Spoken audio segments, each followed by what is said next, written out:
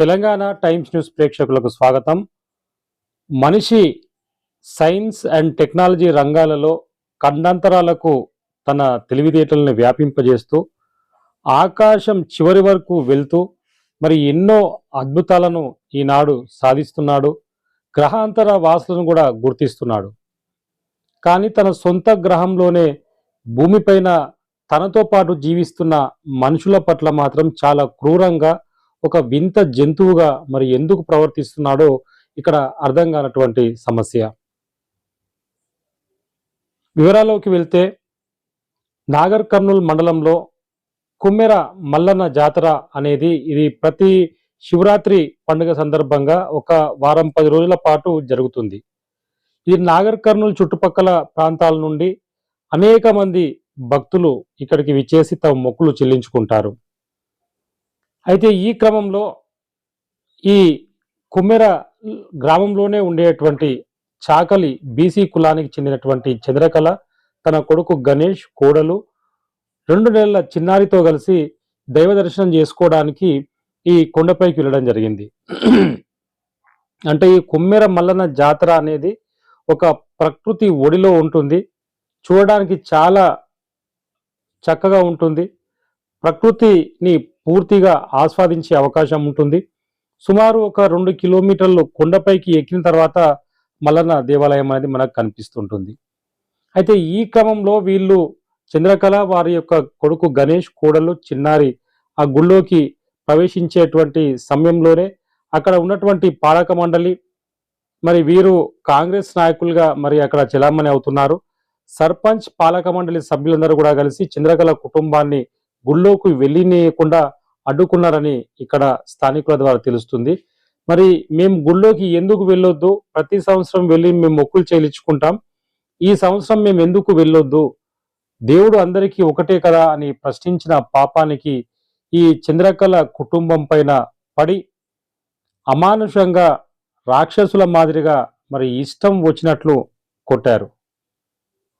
వీరిలో మరి ముఖ్యంగా తుకారాం రెడ్డి, ఉంద్యాల శ్రీనివాసరెడ్డి, శ్రీకాంత్ రెడ్డి, ఉపేందర్ రెడ్డి ఇంకా ఒక 8 మంది ఈ అగ్రవర్ణస్తులంతా కలిసి తీవ్రంగా దాడి చేసి గాయపరిచే సమయంలో ఆ చిన్నారి వాళ్ళ అమ్మ, అయ్యా ఈ చిన్నారి ముఖం చూసైనా మమ్మల్ని వదిలిపెట్టండి, మేము ఇక్కడ నుంచి వెళ్ళిపోతామని కాళ్ళు పట్టుకొని వేడుకున్నా కానీ వినకుండా ఆ చిన్నారిని సైతం తనితే ఆ చిన్నారి కింద పడి మరి తీవ్రమైన గాయాలు కావడం జరిగింది. ఈ సంఘటనను తీసుకెళ్లి స్థానిక నాగర్ కర్నూల్ పోలీస్ స్టేషన్లో ఫిర్యాదు చేస్తే ఆ స్థానిక పోలీసులు కూడా మరి నిజంగా వాళ్లకు డ్యూటీలు ఎవరిచ్చారో తెలియదు. వాళ్ళంతా కొట్టిన వాళ్ళంతా అగ్రవర్ణస్తులు, కాంగ్రెస్ పార్టీకి చెందిన వారు, మేము కేసు చేయలేమని చెప్పేసి కేసు పెట్టకుండా ఆ పోలీస్ స్టేషన్ నుండి మరి తరిమేయడం జరిగింది. దేవుడా అంటూ వాళ్ళు మరి స్థానికంగా ఉన్నటువంటి ఒక ఆసుపత్రిలో చికిత్స చేపిస్తున్నటువంటి క్రమంలో ఆ చిన్నారి మరి పరమపదించడం అనేది చాలా హృదయ విదారకరమైన ఘటన. దేవుని దగ్గరికి వెళ్ళి వరాలు కోరుకుందామని, తమ కుటుంబం బాగుపడాలని, ఒక సుఖ సంతోషాల మధ్యలో జీవించాలనే ఒక దీంతో ఉద్దేశంతో వాళ్ళు గుడిలోకి వెళ్తే మరి అక్కడ ఉన్నటువంటి ఈ యొక్క పాలక మండలి కానీ సర్పంచ్ కానీ వారిని నానా బూతులు తిడుతూ కొడుతూ మరి ఒక చిన్నారి ప్రాణం